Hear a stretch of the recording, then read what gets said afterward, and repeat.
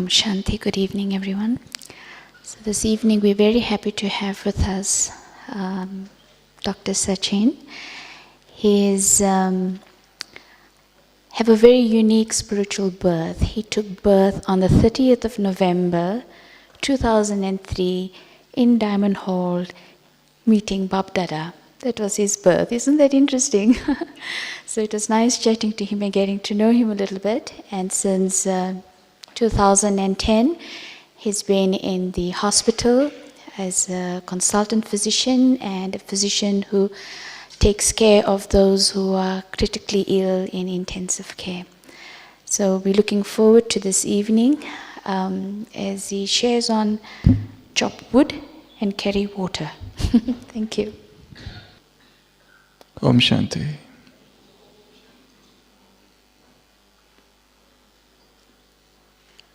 It was 7th June 1893.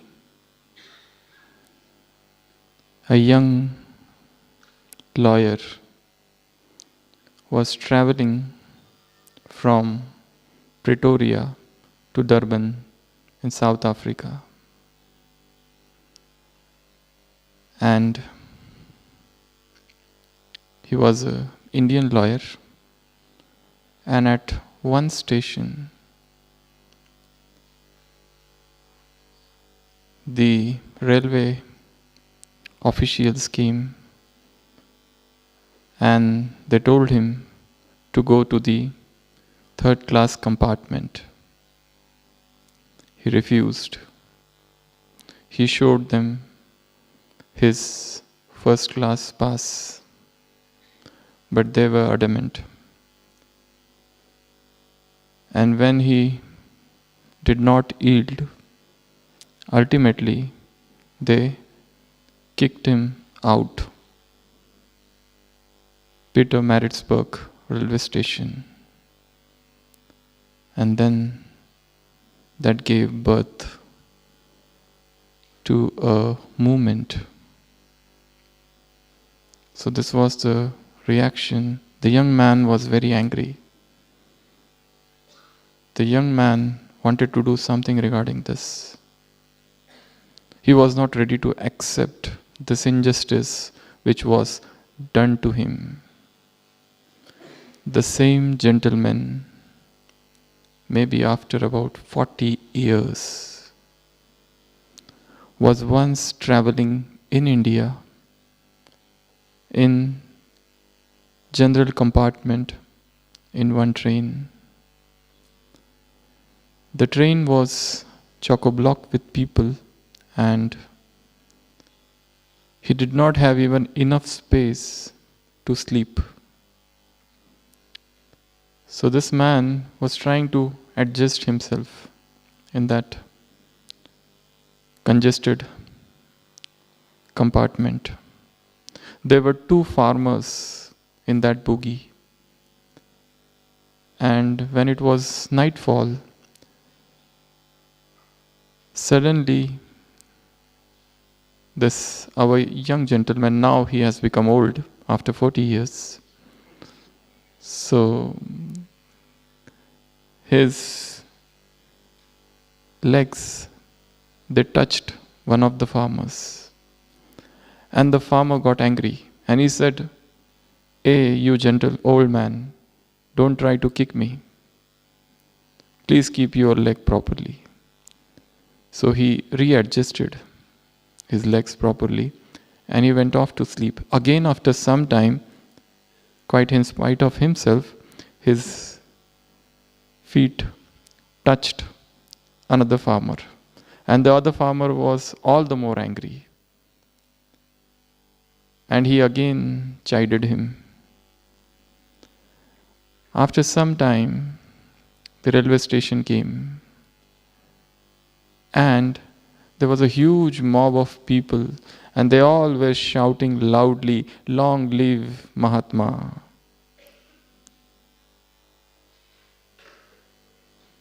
And so on and so forth. There's a huge crowd of people outside. And when they got to know that The Mahatma was in the general compartment. They all rushed towards that compartment, and the two farmers were standing there. And the two farmers were saying, "What Mahatma you are talking of? No great man is inside." But this our old gentleman, he came out, and everybody started garlanding him. And then they got to know that this was none other than Mahatma Gandhi. And they felt ashamed. And they felt that whole night we were sitting with such a great gentleman, such a great soul, but we couldn't know him, we couldn't understand him. 40 years, maybe about 40 years back, the same man was traveling in one train and he was angry. He couldn't accept the insult. After 40 years, many things happened in his life. He underwent many internal transformations, many internal revolt and movements, many spiritual metamorphoses. And now again he is traveling in the train. But now, this time not in the first class compartment, but in third class compartment. And again, when he was scolded by two farmers, he spent the whole night sitting in that train, rather than causing further inconvenience to those two farmers. There is a difference in the attitude he had 40 years back and now. The walk was same. He was traveling in the train. That time also he was traveling in the train. This time also. But this time, entire internal transformation had occurred. And that's why his reaction was entirely different. He could have said many things to them. He could have said, "You don't know that who I am. So many people are waiting for me with garlands, and what the whole nation or the world calls me. Probably you are unaware of that." But he didn't say a single word, but rather preferred to spend the night sitting. Chop wood, carry water. What does this Zen proverb mean? A disciple went to the master and said, "I want enlightenment. What should I do?" The master said, "Go and chop wood every day and carry water." The disciple continued for 10 years. After that, he came and he said, "I am not getting any enlightenment. What should I do?" The master said, "Go, chop wood and carry water."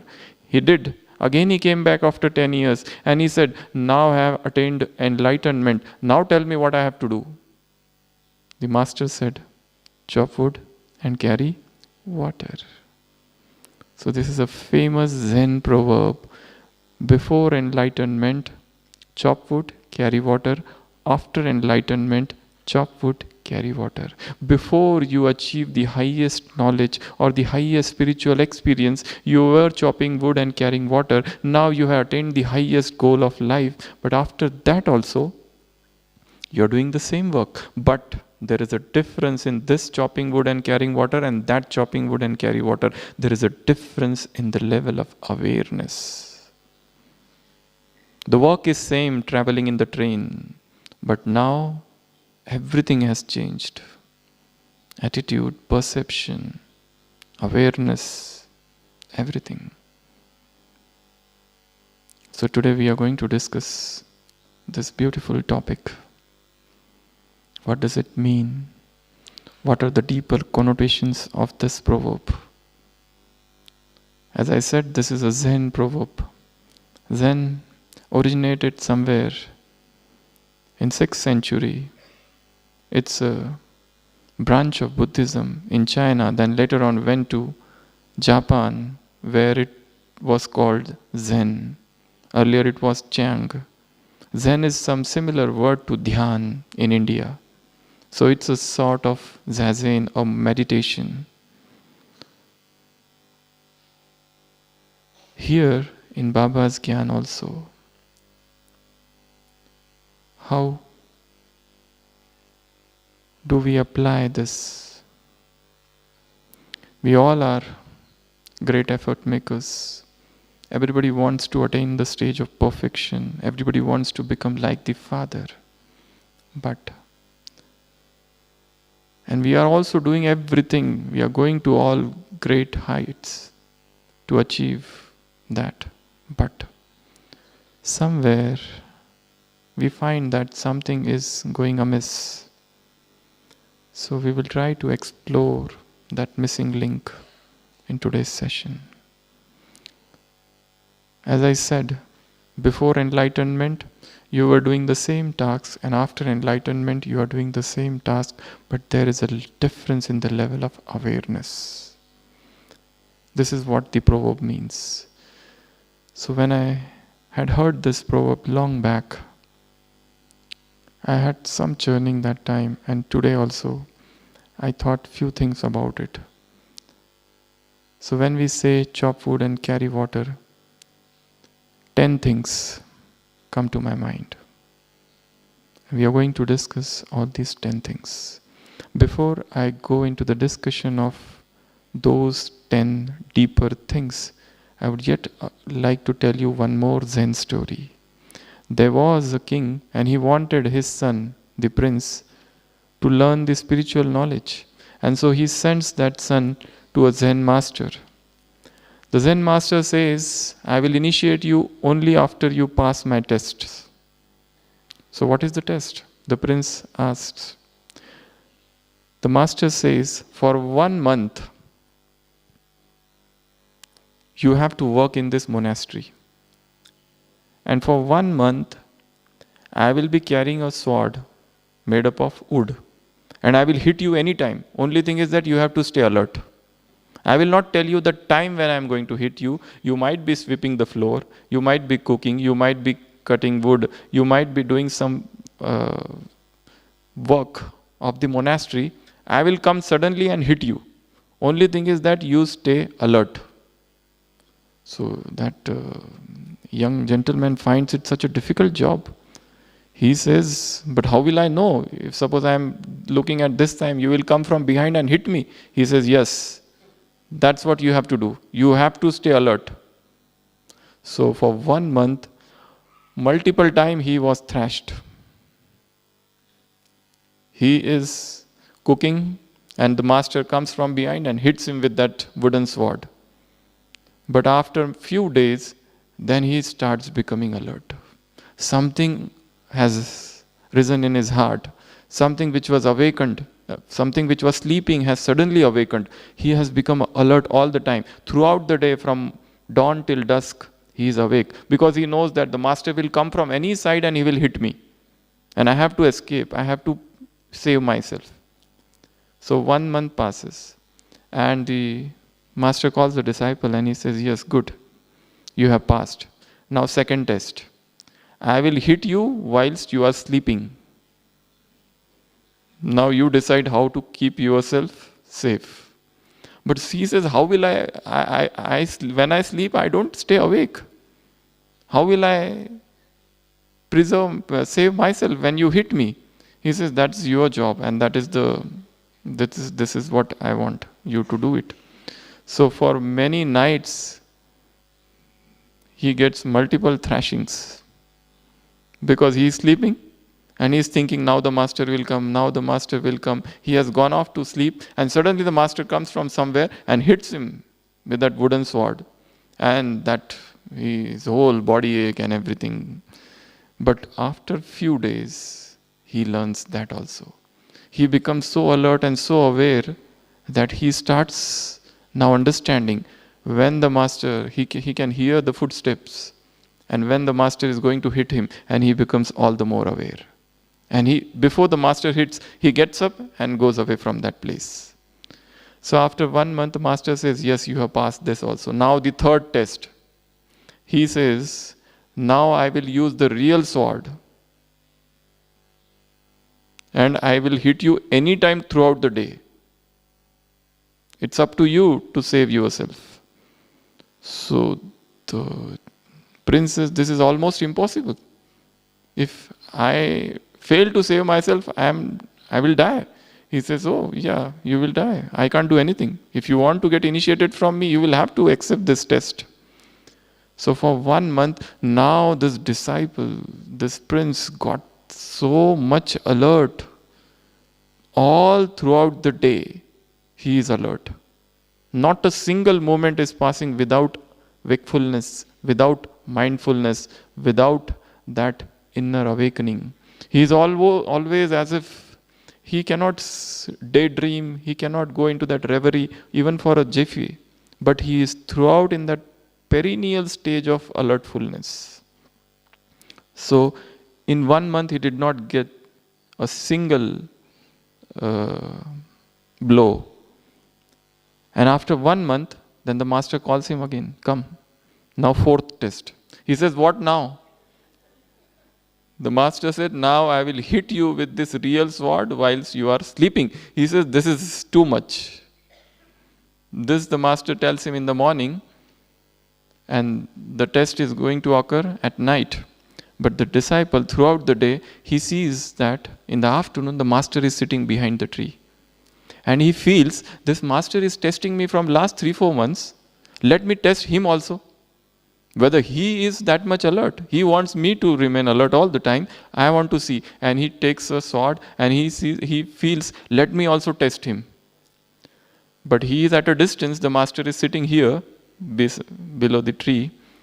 And the master turns back and he says, this man has just thought of it. He has not done it. Just thought. The master says, young son, please don't do that. I am very old. Look at my health. Look at my age.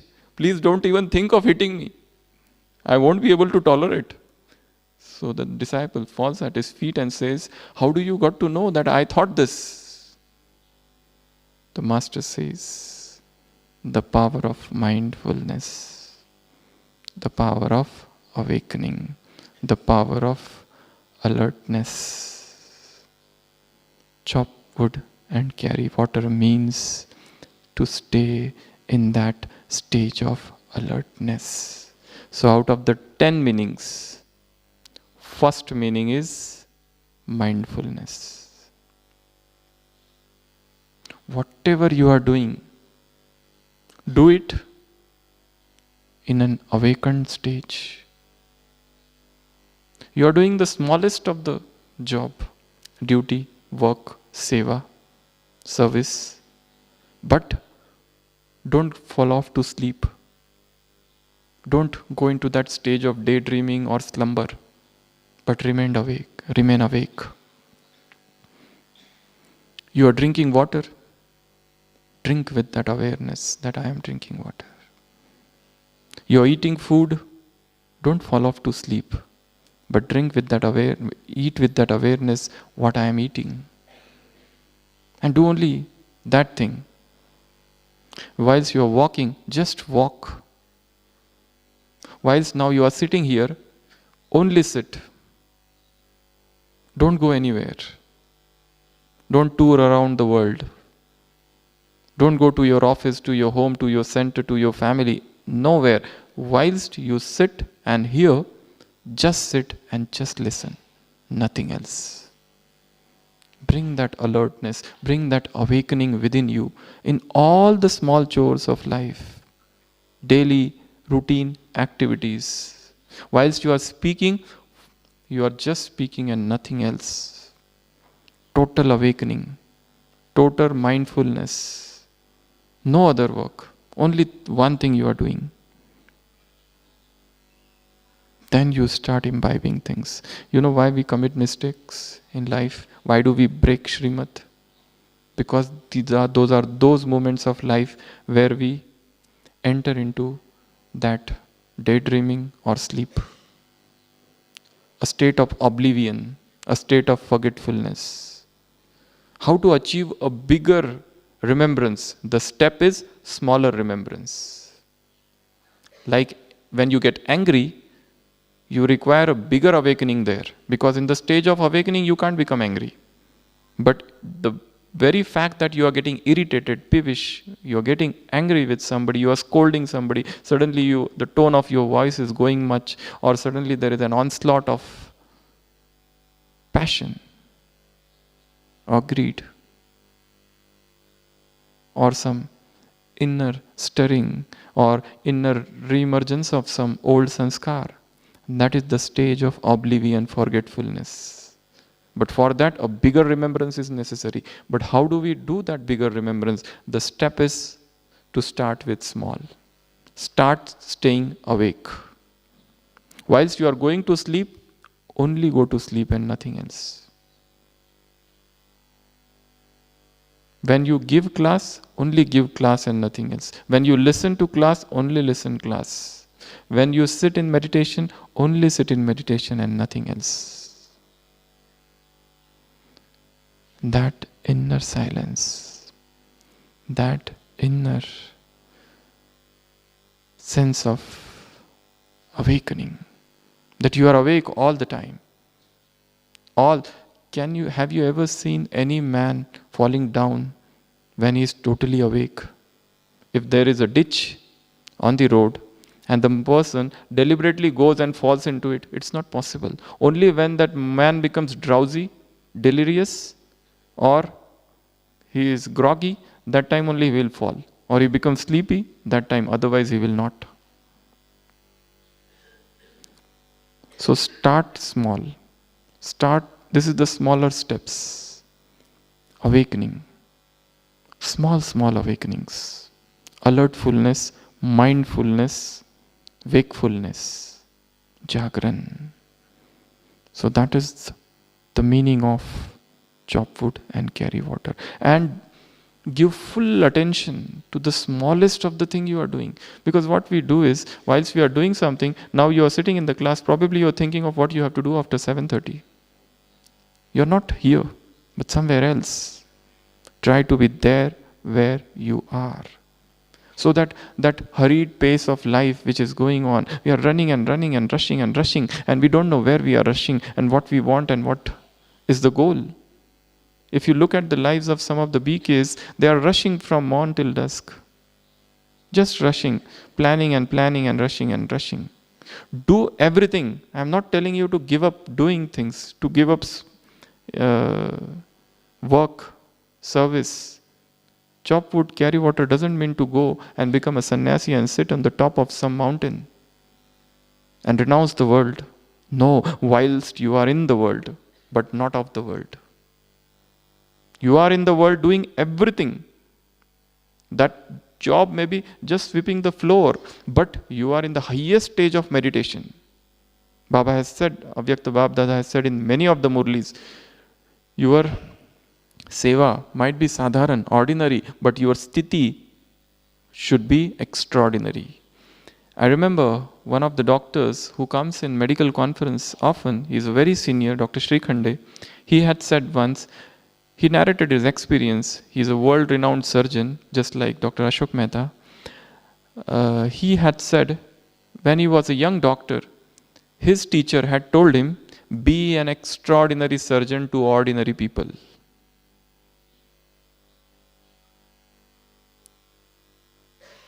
So enlightenment is no destination, it is rather a journey.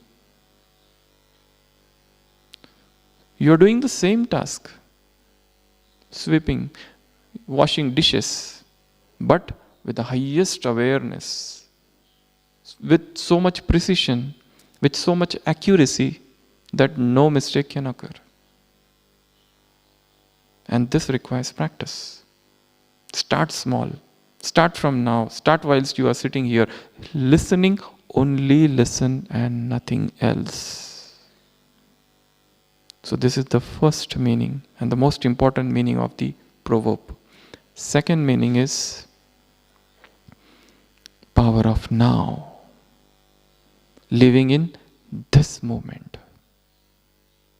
If we analyze our life, our day, we will find that half of the time we are thinking about past or some unconscious worries about the future.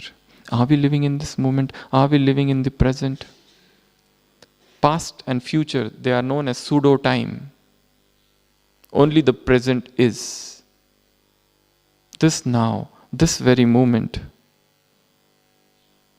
Eckhart Tolle, he had written the book, The Power of Now. The author himself has said somewhere that when he was 29 years of age, he had undergone a period of great upheaval and disturbances in his life. He was depressed, thinking of committing suicide. That stage of depression he was into. And in that year, when he was 29 years of old, that time one day suddenly he got some awakening. Suddenly he got some internal realization, internal deep revelation, some deep divine spiritual experience. And after that, his life was entirely different. Suddenly this power of now came into his life. And after a few years, then he wrote that book. So there is a deep history about that book also. Are we living in this moment? This moment, now. Not thinking what I am going to eat, not thinking what is going to happen tomorrow, not thinking what will happen to my children. Disciples come to Jesus Christ and they say, you tell us that go and give my message to everyone, but how will we go? We don't know how to speak. What we will eat and what we will drink. And Jesus tells them, seek ye first the kingdom of God and his righteousness, and all these things shall be added unto it. They asked Jesus, you tell us to go and preach. You tell us to go your message to each and every corner of this world. But how will we speak? We don't know how to deliver speeches. The answer is, you just go and stand. It shall be given unto you at that hour. What to speak and what not to speak. How to give message. It shall be given unto you at that hour. Don't keep on thinking too much about things. This overthinking is a psychological disorder. Person keeps on thinking and thinking and thinking and thinking. A small thing happens in life and you don't leave that thing. You hold it on and you keep on thinking and stretching it for years together. Same talk, same conversations, still going on. Living in this moment, living in the present, believing in the power of now. This is what is chop wood, carry water. It is waste of time to brood over your past. One of the characters, Khakol, says in Maxim Gorky's book, Mother, it is waste of time to brood over your past. You keep on thinking about time, what has happened in the past. But in one of the Avyakta Murlis, Bab Dada has said, it is waste of time to repent. Don't spend too much time in repentance also. Okay, you did some mistake, you repented for it. But now, you have to learn from it and go ahead. Don't spend your time, so much time, just on repentance, on pashyatap. Learn what you want to learn from that thing and go ahead. Don't stop anywhere. So, living in this moment. This is the second meaning. The third meaning of the proverb is to stay independent. Let me chop my own wood and let me carry my own water. I don't want somebody else to come and help me. I don't have expectations from others that they will come and they will fill water for me, they will carry water for me. No, I am self-reliant. Baba has always said in many of the Avyakta Murlis, get rid of all sorts of dependencies. Somewhere we get dependent on people for small things. In one of the class, we had discussed about 6 different types of dependencies. One is physical dependencies. For your physical things, you want somebody else to do things for you. We have seen many of the senior BK sisters, even in the hospital, so many patients get admitted every day.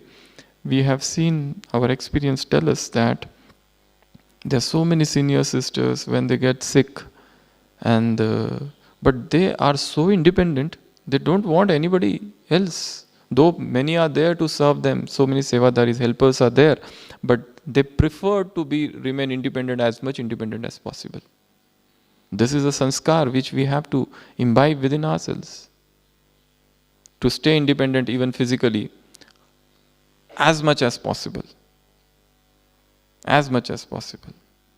Because it has more to do with sanskar rather than with body, with illness, infirmity, disease, malady, whatever. It's also a sanskar. Otherwise we have seen with, even there are some people, even if they get a small illness, they are totally disturbed. Totally disturbed. They are just everything spinning out of control. They want 10 people to come and see them. Otherwise they feel unhappy. They feel lonely, solitude. Very, very difficult stage. We have seen all different sort of people in hospital. I remember once a mother was there. Once a brother was there from somewhere. Sort of VIP. And he came to us. He said, please admit me. I said, what are the complaints? He said, nothing, I'm feeling feverish. But we said, you don't require admission. He said, please admit me. I am feverish. So, okay, we admitted him. And after some time, one mother came who was working in Pandavavan. She was having 104 temperature. We said, you require immediate admission. She said, no, I can't, because I have come for Baba's service. I don't want to spend my time in hospital. I am here for service. I don't want to waste my time there. We said, but you are shivering. You need admission. And so we forcefully admitted her. But she said, I don't have any money. We said, we will manage. You just get admitted. So she got admitted in general ward along with many different patients.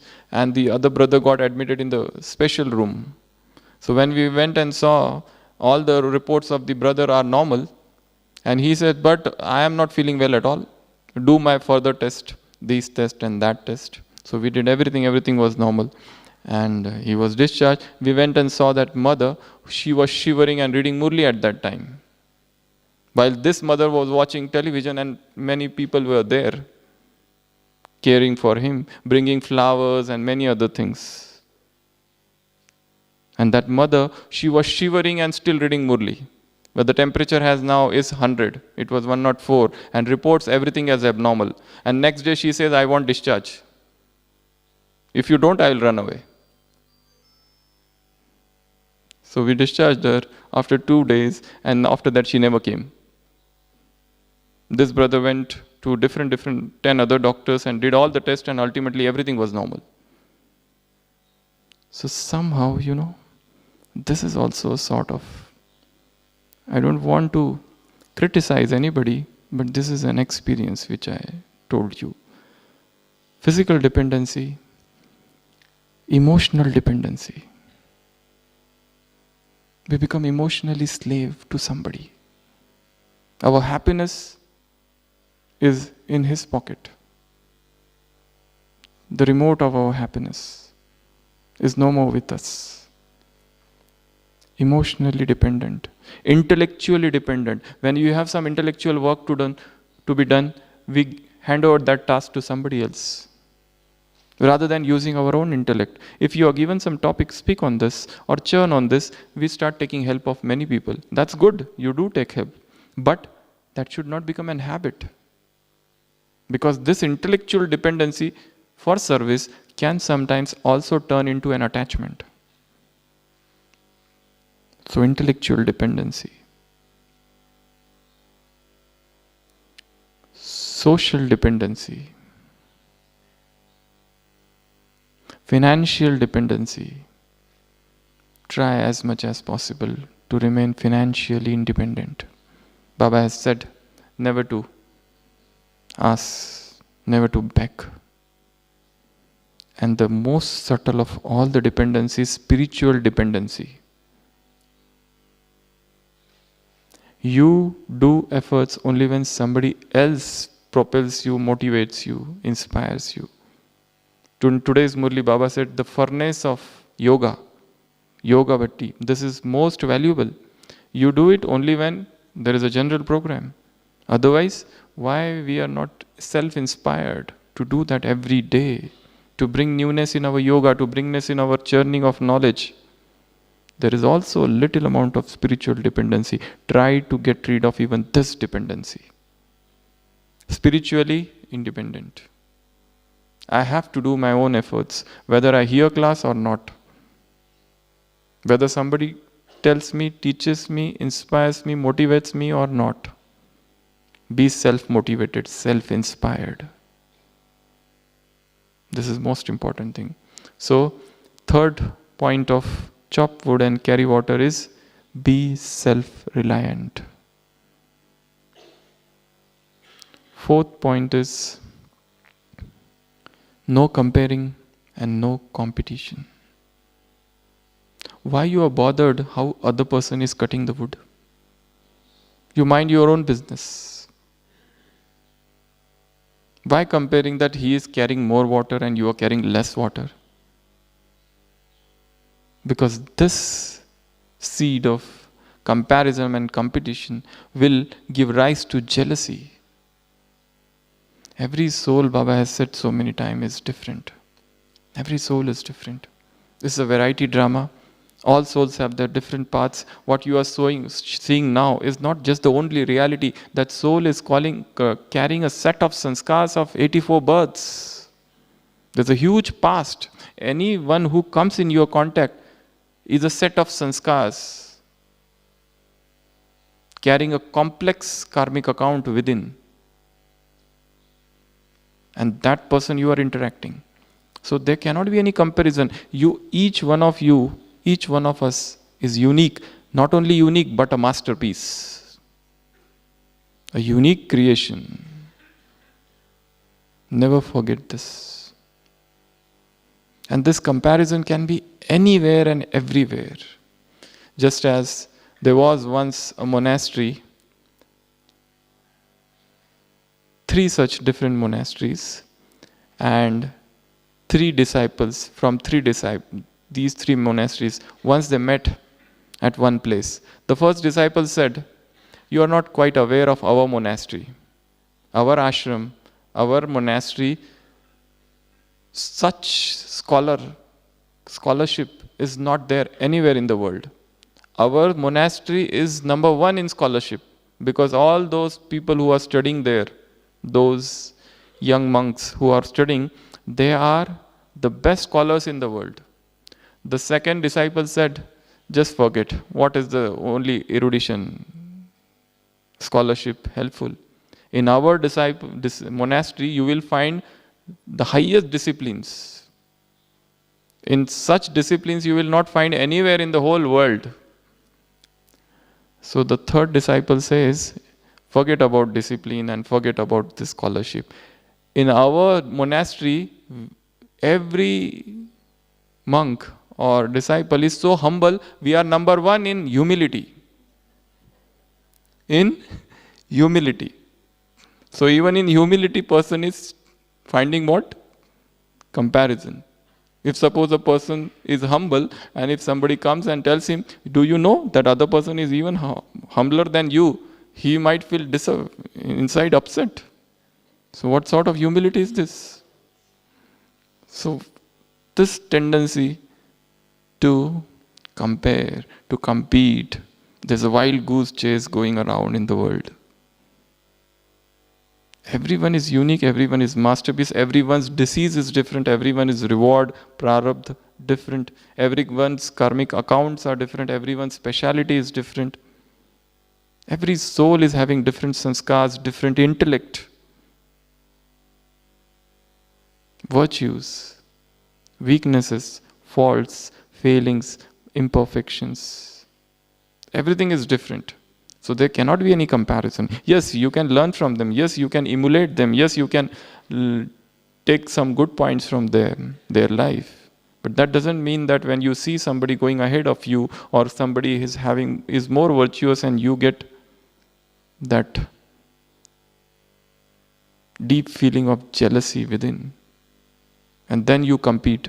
No, this is not we are for here.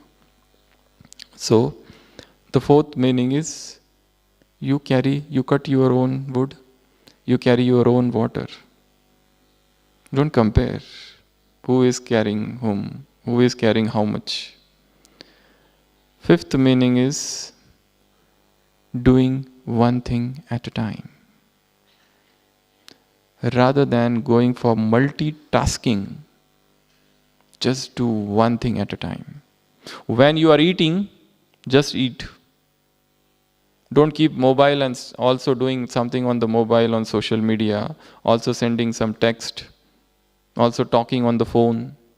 No, just keep all the digital things, digital addictions away. Whilst you eat, just eat. Whilst you are talking, just talk. Whilst you are going alone somewhere, just walk alone. Seek the company of nature.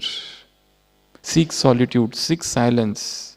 Silence doesn't mean just to keep mum, but internally also you are silent. Solitude doesn't mean that nobody is around, but solitude is internal solitude. Eckhart, Saint Eckhart, not the Eckhart Tolle, but the Mr. Eckhart, who was a German mystic.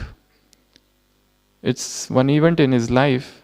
Once he was sitting all alone in jungle, and few of his friends were going by that way, and they thought this Eckhart is alone.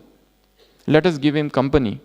So they came to him and they start talking. And whilst talking, they said, "We thought you are alone. You are in solitude. We have come to give you company." He said, "I was enjoying the company of the Supreme. After you came, now I have got away from my solitude. Now I am feeling lonely when you came." So, whilst in solitude, be in solitude. Go to nature. You have such a pacific, beautiful environment of Gyansar over here. Sit somewhere and hear the chirping of the birds. Sit somewhere and listen to the sibilance of night. Listen to what the nature is saying. And in that stillness, in that silence, in that perfect soundlessness, some chords are touched. And you listen the voice of your own soul. That spiritual inner symphony. So, when you get up, just get up. Don't rush, don't hurry, don't see the watch. Oh, I am late again. Slowly, calmly, silently, unhurried pace. While sitting in Baba's room, just with him, just talk with him. Shut out all other things. Whilst you go away, whilst you work, you are doing some service, focus only on that service and forget everything. As if all other things don't exist. Only this, at this moment, in this moment lies the eternity. This is the final moment, as if you pour yourself into that work, into that service, into that seva. And the moment you finish it, get detached. Just as in today's blessing, what Baba said, you have to do spiritual exercise. Spiritual exercise means at one moment you are in incorporeal stage. Another moment you are in unavjacta stage, angelic stage. At third moment, you have suddenly become world server. And then you have become a karma yogi. Keep on doing this test, and then all the burden which is there on your chest will be relieved. Keep on practicing this drill. So at one moment, you were doing yoga, now come out from there and do something else. And whilst doing this, pour your heart into that. There was recently a family who had come in Pandavavan, and they had asked a beautiful question. They said, "We live in Laukik, there.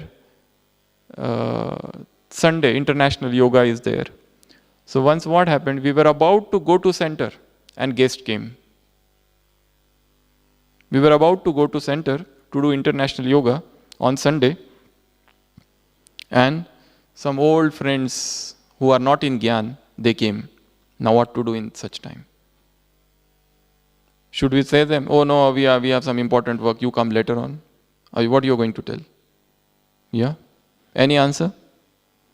You were going to the center to do international yoga, and all of a sudden a few guests came, which are your good friends, but they are not in Gyan. So what you will do? Any answer? Any guess? Any conjecture? Yeah?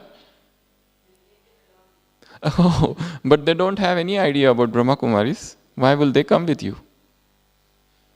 And you are going for just for yoga, meditation. They don't have even a slightest inkling of your Gyan Yoga.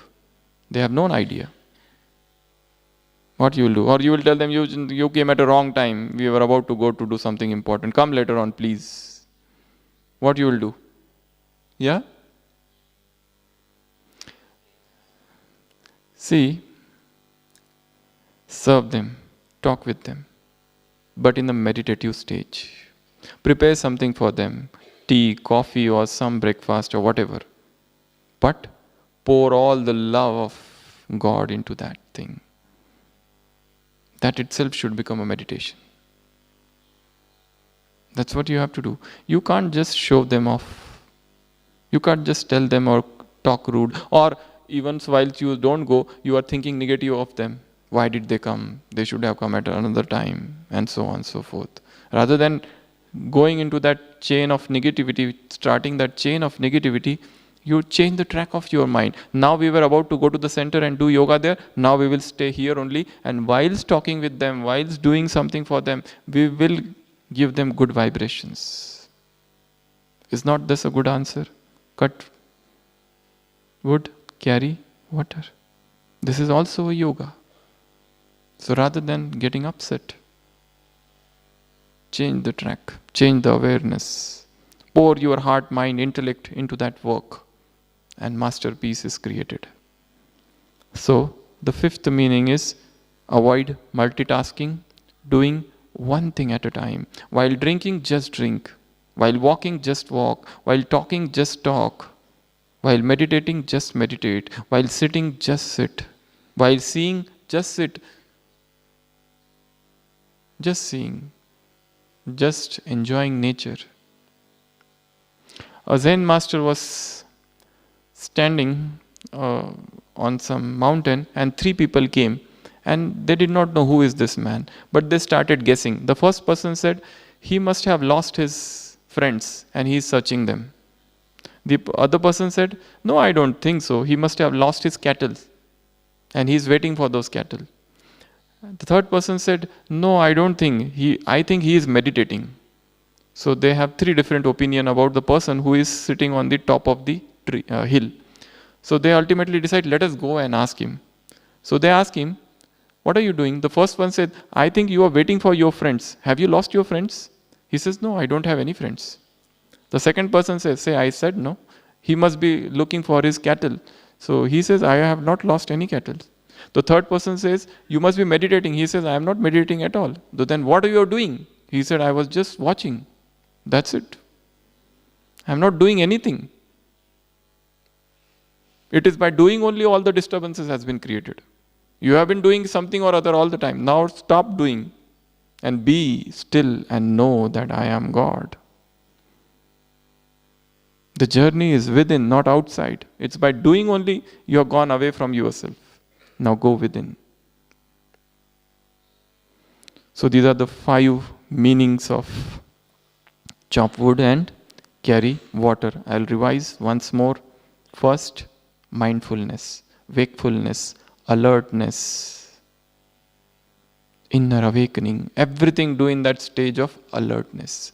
Second meaning? Yeah? What is the second meaning?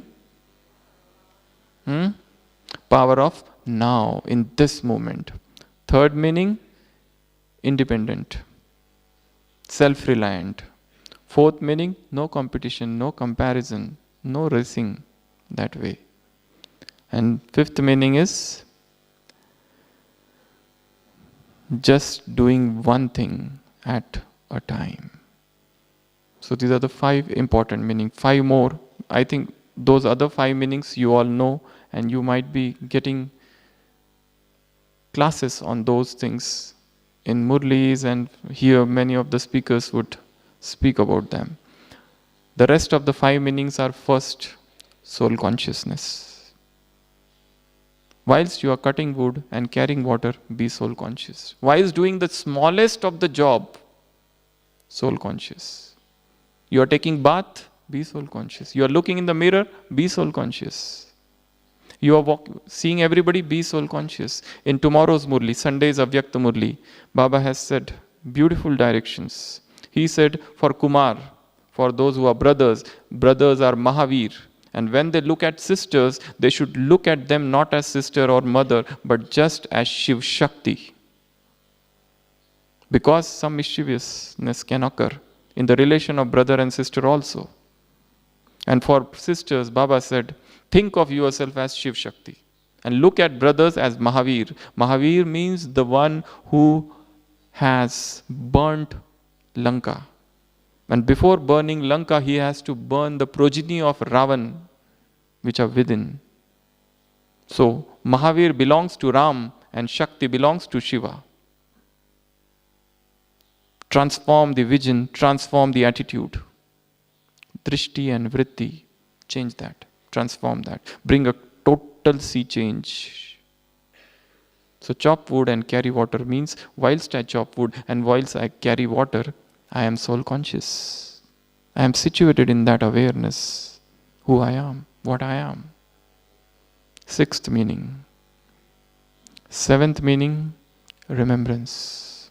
Whilst you are chopping wood and whilst you are carrying water, you are in very subtle remembrance of Baba. Today's Murli, Baba said, you don't have to just chant or croon Shiva, Shiva, Shiva in physical manner or even in a subtle manner. No. This is not. This is a japa jap. The soundless silence, the soundless sound.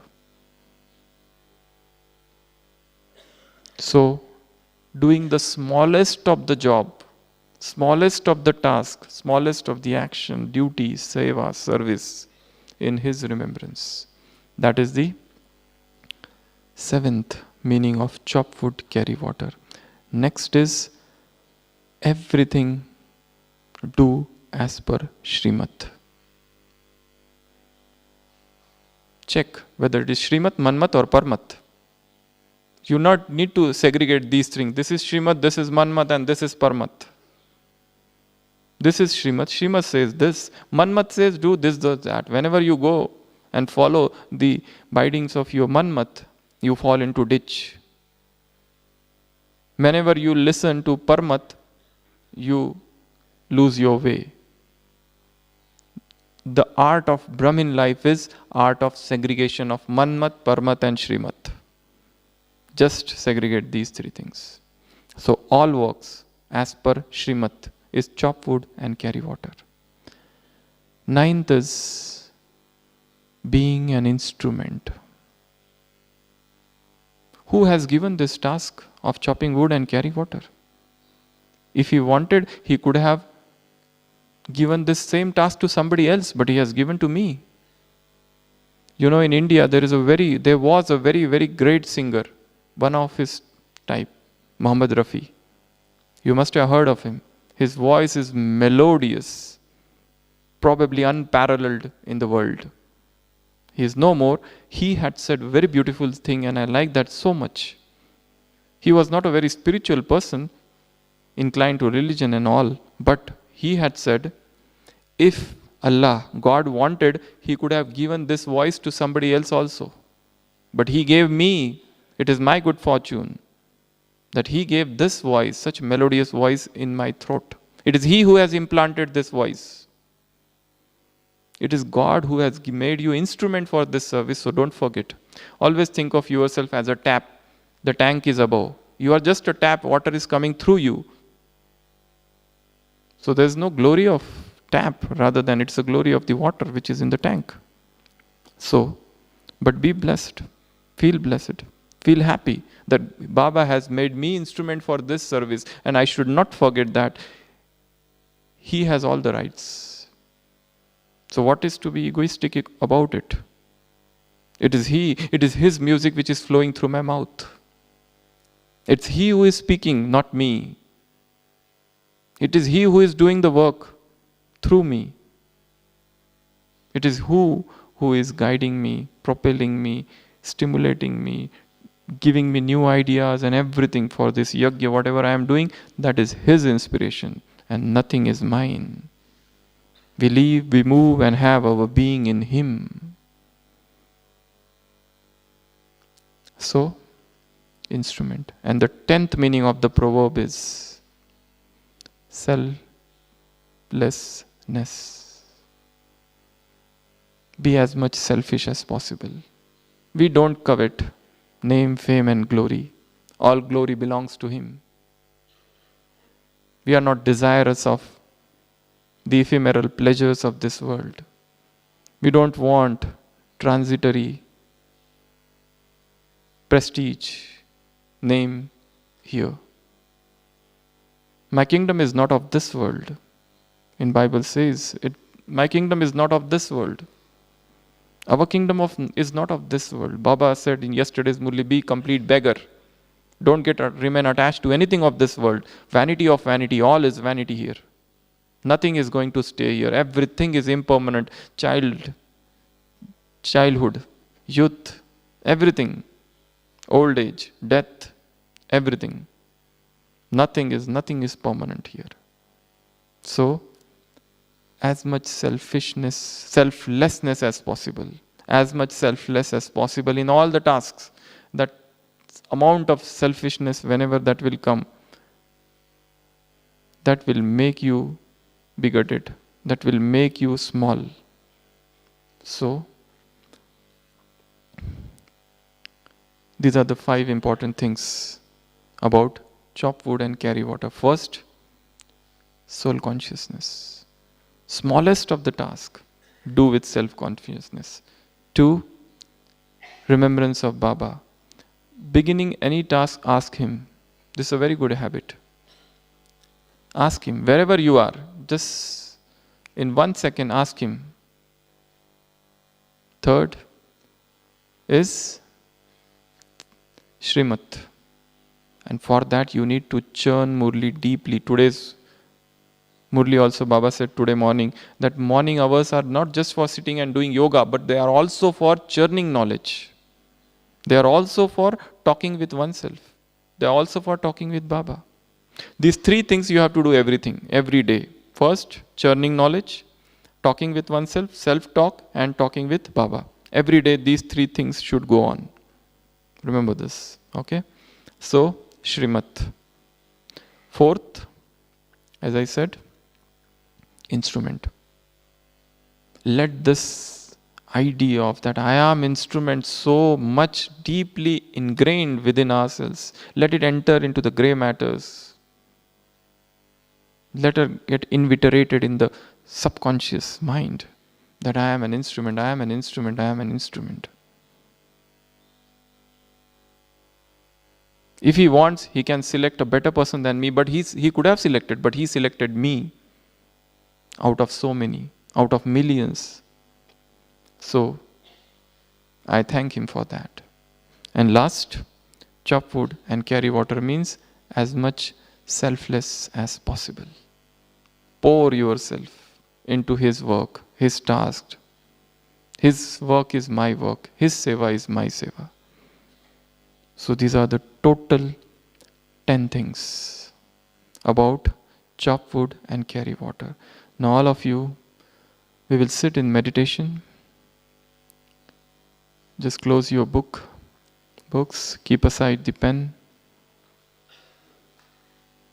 And what you have to do in this meditation, I'll give you a short commentary and then you expand that commentary.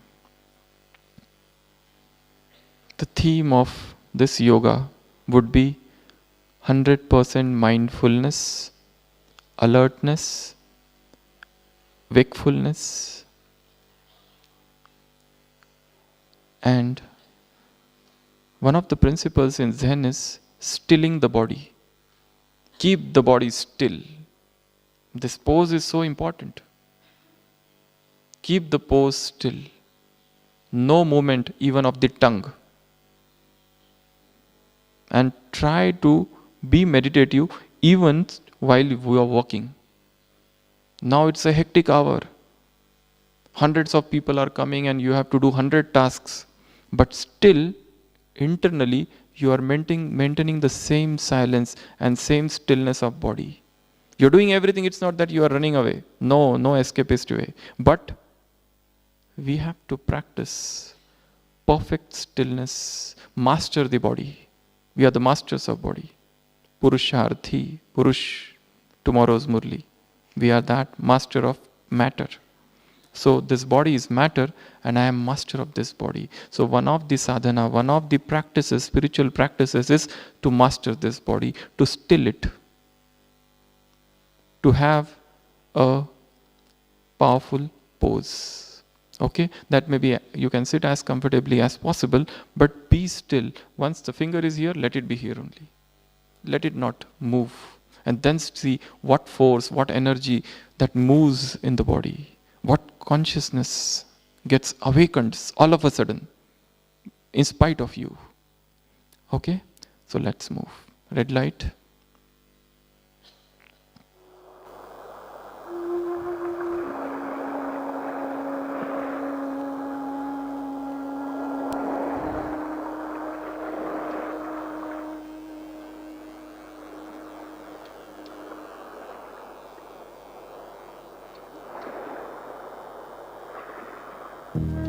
Sitting in the middle of the forehead.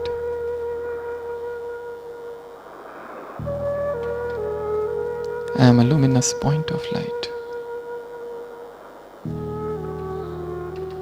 Radiant. Sparkling.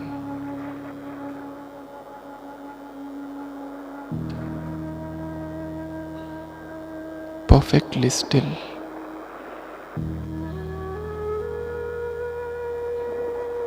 Complete silence.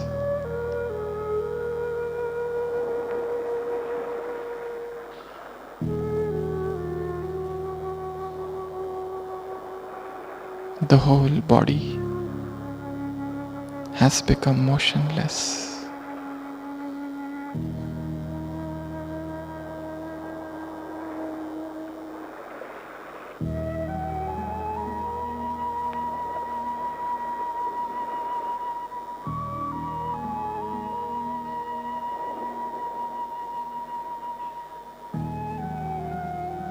I am aware of myself. A stage of spiritual enlightenment.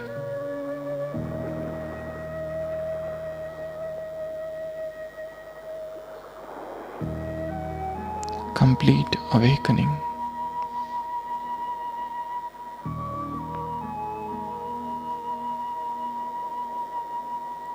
Complete mindfulness.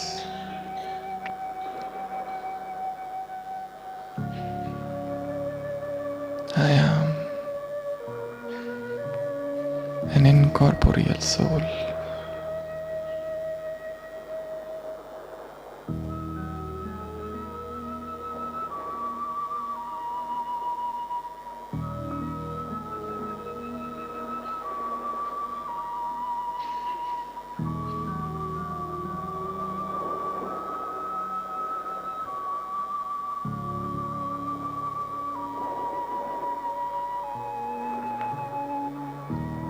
Now I drop this body here and assuming the angelic form, I fly above.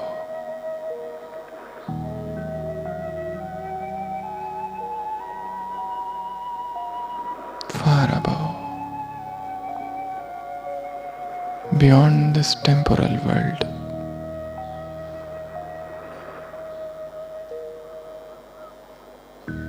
Crossing the stars, the vast firmament,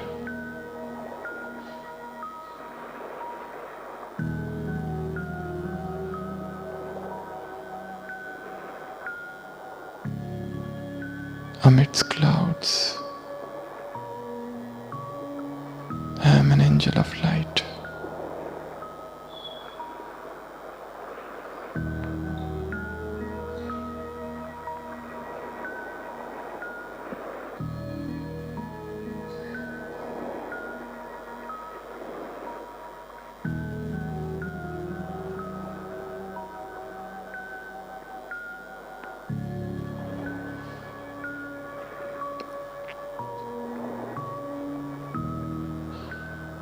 As an angel, today I want to see my own life,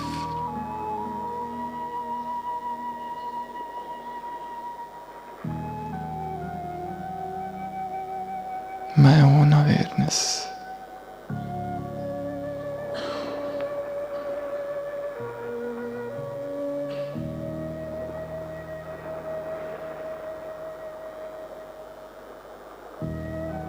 I see my own country,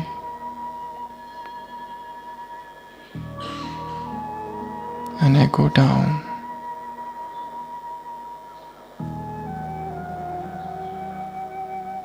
I'm seeing my home,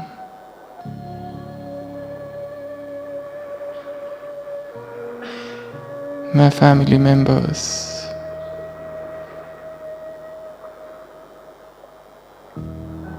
I'm seeing my office, I'm seeing my center.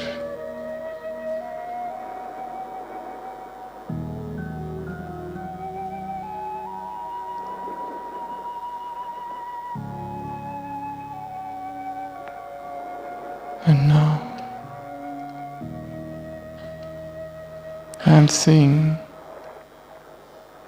my thoughts, my words, and my actions.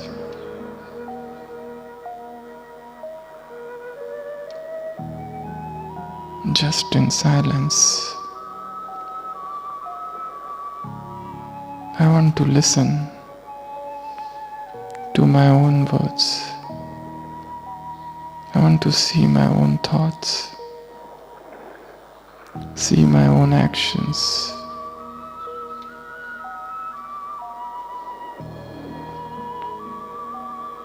And then decide, how can I bring more awareness, more mindfulness, more focus, more power of now, soul consciousness, Baba's remembrance, Srimad, instrument, nature, and selflessness in all my thoughts, words, and deeds. For next 20 minutes now, just see yourself from morning till night, what you do at your home, in your workplace, in your center, whilst you are alone, whilst in some meeting, as an angel of God, watch your own self and then think, how can I bring more alertness in all my life? So let's begin this journey with complete silence.